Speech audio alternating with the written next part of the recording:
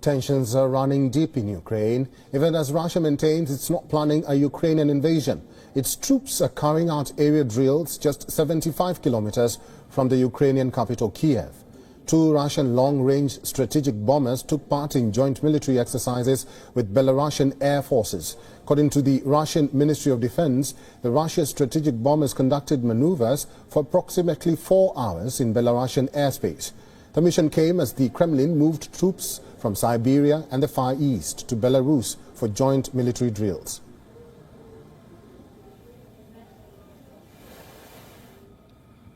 Satellite images taken on Friday show heavy Russian military deployments in southern Belarus, aircraft, troops and air defense systems at military bases in 3 towns. The Kremlin has described the movement of troops a rehearsal for repelling external aggression. The Allied resolve exercises will be running until the 20th of February, and according to Moscow, the forces will withdraw after the drills. Meanwhile, U.S. officials say that Russia has put in place about 70% of the combat power that they believe Moscow would need for a full-scale invasion of Ukraine. In the last 2 weeks, the number of battalion tactical groups in the border region has risen to 83 from 60, and 14 more are in transit by Russian military units. Ukraine is also preparing for a strong defense in case of an invasion. The country received another consignment of weapons from the United States as part of defensive aid totaling $200 million. Now, as NATO looks to reinforce its eastern flank, senior members of the U.S. military arrived in Poland. The military deployment is part of the Western allies' reaction to Russia's military presence near the Ukrainian border. On Wednesday, U.S. had announced the deployment of nearly 3,000 American troops to Eastern Europe in the coming days. Around 1,700 soldiers from the 82nd Airborne Division are due to be stationed in Poland on a temporary basis. The U.S. already has about 4,500 troops in Poland in both a NATO and a bilateral capacity. Europe is scrambling to intercept the conflict. Ahead of traveling to Moscow and Kiev, French President Emmanuel Macron spoke with NATO head Jens Stoltenberg about the Ukraine crisis. During the talks, Macron insisted on finding a path to de-escalation through dialogue. The French president will visit Moscow on Monday and hold talks with his Russian counterpart, after which he will head to Kiev and meet with Zelensky.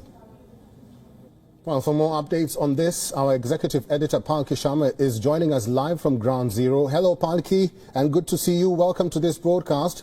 New U.S. intelligence assessments claim that Russia has completed preparation for large-scale invasion. I know you have asked this question to several people in Ukraine, but having been in the front line for the past 3 days and even 2 at the border, in your assessment, what is the real situation on ground? Is a war brewing or likely to happen? Is a war likely to happen? The answer to this question, I think, is with the Russian President Vladimir Putin. Intelligence assessments from the US and elsewhere say that Putin's forces are going to be ready for any eventuality. They're looking at multiple options, a full-scale invasion or a limited incursion. Either way, they want to be prepared. The US intelligence believes that for a full-scale invasion, the Russians need 150,000 odd troops, and they believe that 70% of that deployment is already complete. Like I told you earlier, a very dire prediction coming from the US, the chairman of the US Joint Chiefs of Staff, General Mike Milley, who said that Kiev could fall within 72 hours and if there is an invasion, and the civilian casualties, according to the American assessment, is anywhere between 25 to 50,000, and they've also predicted a high number of casualty figure for Ukrainian troops in case of a full-blown war. So that's what the Americans are predicting. The Russians, of course, keeping their cards close to their chest and not saying very much, apart from the fact that what they've insisted throughout, that they do not plan to invade, but their actions do not inspire a lot of confidence. I'll give you one more example. There is a strategic exercise, nuclear exercise that the Russians conduct every year in autumn, and this time that exercise, we believe, has been moved to February, March. So the Americans are looking at this window, mid-February to March, as the time for a possible invasion, and this has become a point of controversy in Washington D.C. because as the U.S. keeps dishing out what they call their intelligence assessment, they've not given any proof to substantiate how they arrived at those figures and those assessments. We can see several people have come out in support of Ukraine behind you.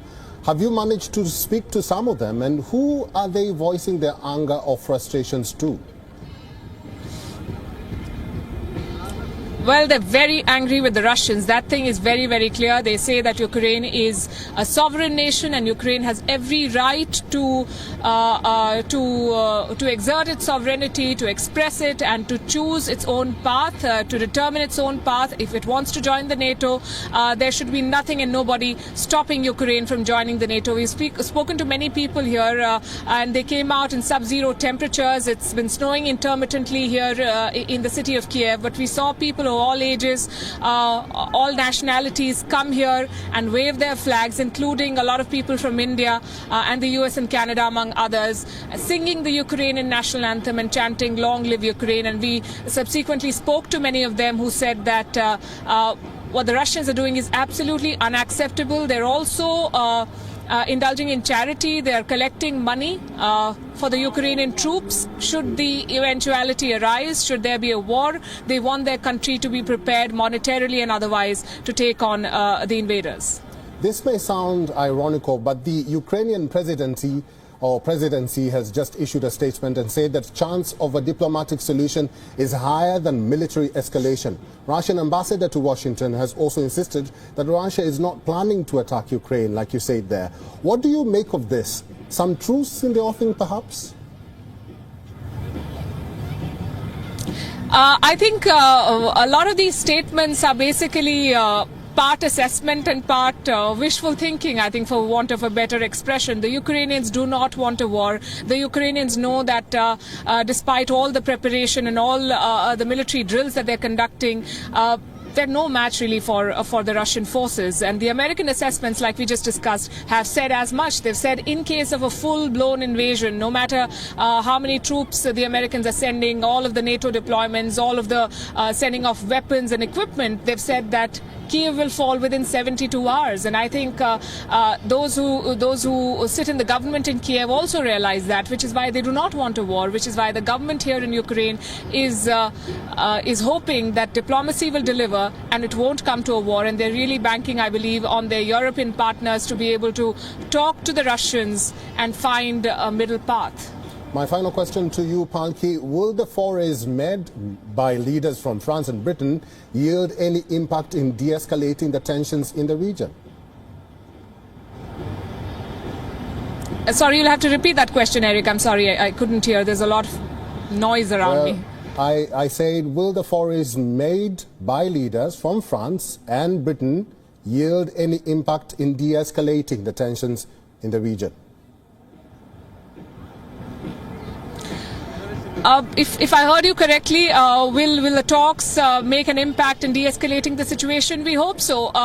On the plus side, talks have continued despite all the deployments, despite all the ratcheting of tensions and the threat of sanctions. Talks have continued even between Moscow and Washington D.C., so that's a positive sign.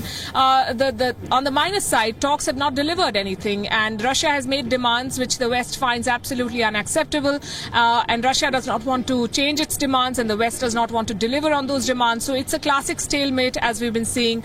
But we do hope that talks deliver, and we are going to see two of the tallest leaders of Europe go to Moscow in the week ahead to try and figure out some sort of an equation. But there's another question that people here in Ukraine ask, and that is that even if Ukraine were to freeze its bid for a NATO membership for a decade, would that mean that the Russians would back off?